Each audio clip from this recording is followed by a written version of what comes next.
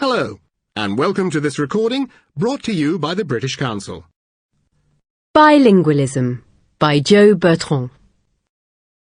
Being the mother of two potentially bilingual children, the youngest is only 3 months old, and the teacher of French and English bilingual children, the subject of bilingualism is very important to me. In fact, we have recently moved to China and are now considering multilingualism. But what are the advantages of learning several languages from an early age? What are the dangers? What's the best way to teach your child 2 or more languages simultaneously?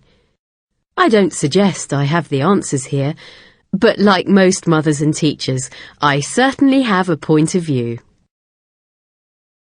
What is a bilingual child? The way I see it, being bilingual means being able to communicate almost perfectly in 2 languages and also knowing something about both cultures. If I take the example of my daughter, it's about being able to understand when someone is speaking another language and being able to switch automatically into speaking it with them. At 2.5, she has already grasped the concept of Daddy speaks French and Mummy speaks English. She has even picked up that Baioni speaks Chinese.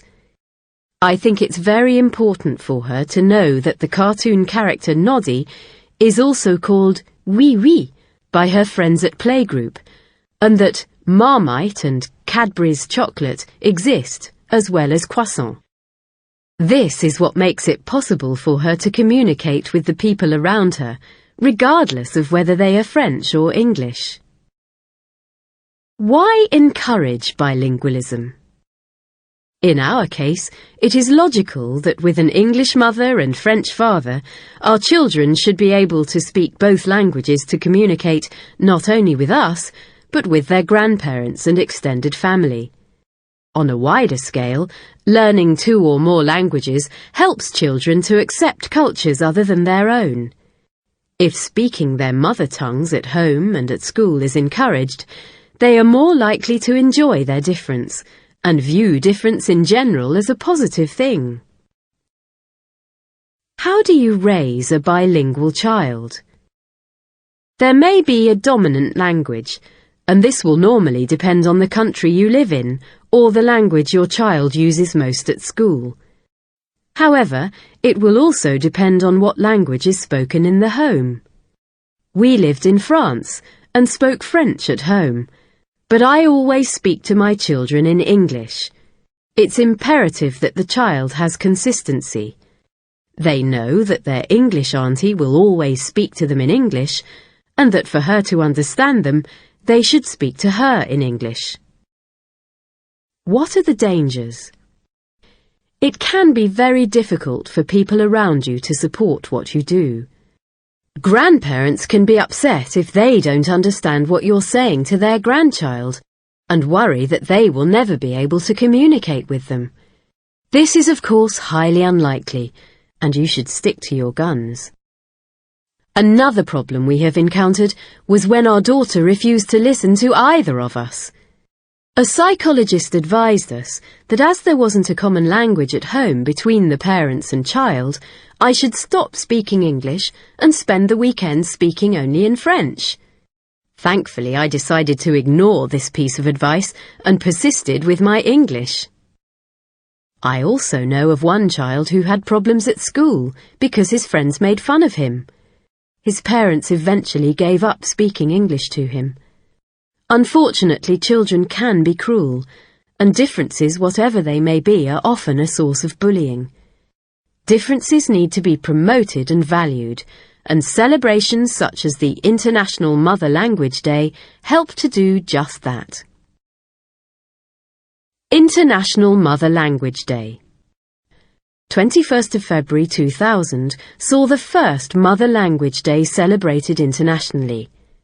However, the importance of this date originated in Bangladesh, where, in 1952, a handful of students, now known as language martyrs, were killed in demonstrations defending Bangla, their mother language.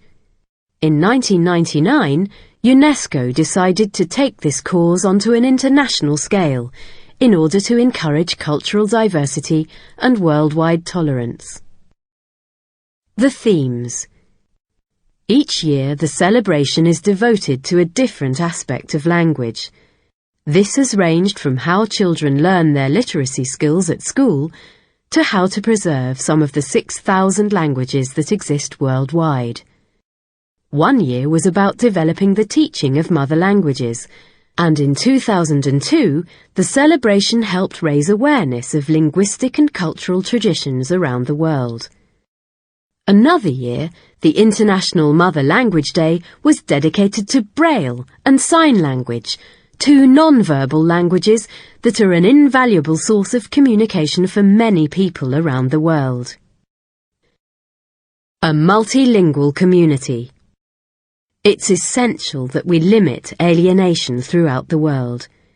By speaking other languages as well as your own, or having two or more mother languages, you can contribute to the creation of a global community.